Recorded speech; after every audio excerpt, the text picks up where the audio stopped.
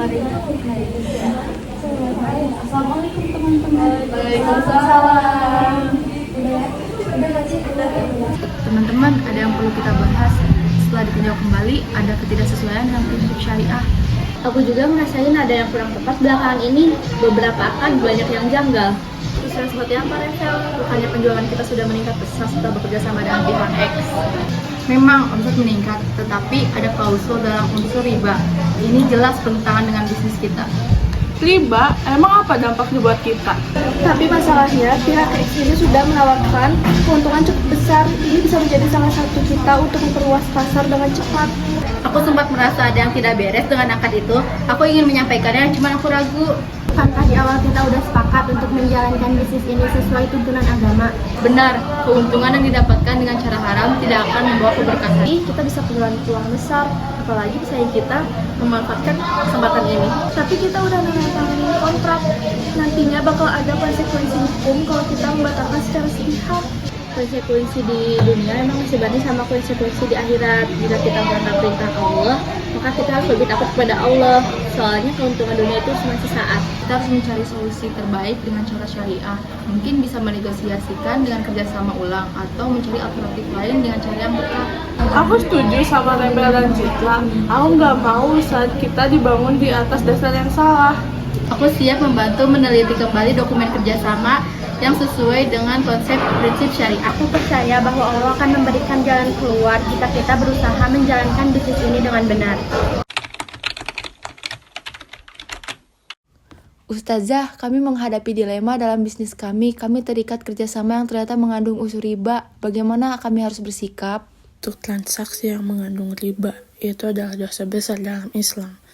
Jika sudah terlanjur mendapatkan keuntungan dari transaksi tersebut, maka keuntungan itu nggak halal buat kalian. Lalu, bagaimana dengan kerugian yang mungkin timbul akibat pembatalan kontrak? Kerugian materi nggak sebanding dengan murka Allah. Berusahalah untuk menyelesaikan masalah ini dengan cara yang baik dan sesuai dengan hukum yang berlaku. Allah pasti akan mengganti kerugian kalian dengan rezeki yang lebih baik jika kalian bertakwa. Terima kasih atas nasihatnya Ustazah. Ini memberikan kami kekuatan untuk mengambil keputusan yang benar.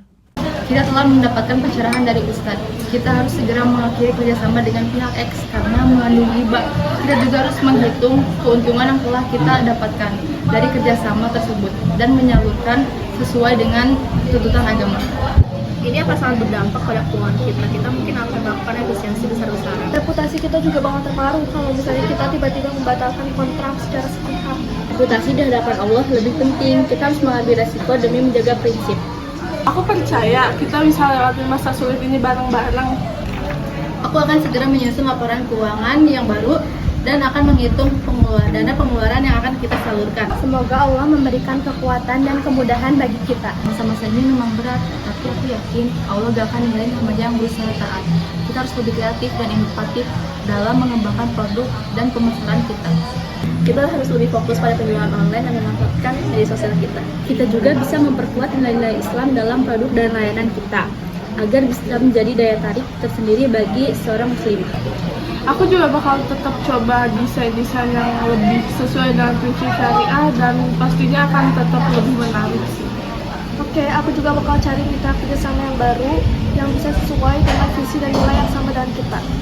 Pengelolaan keuangan yang efisien dan transparan akan menjadi prioritas utama kita. Aku siap belajar dan membantu apapun yang aku bisa. Alhamdulillah, kita berhasil melewati ujian ini. Ini membuktikan bahwa keberkahan Allah lebih utama dari keuntungan materi semata.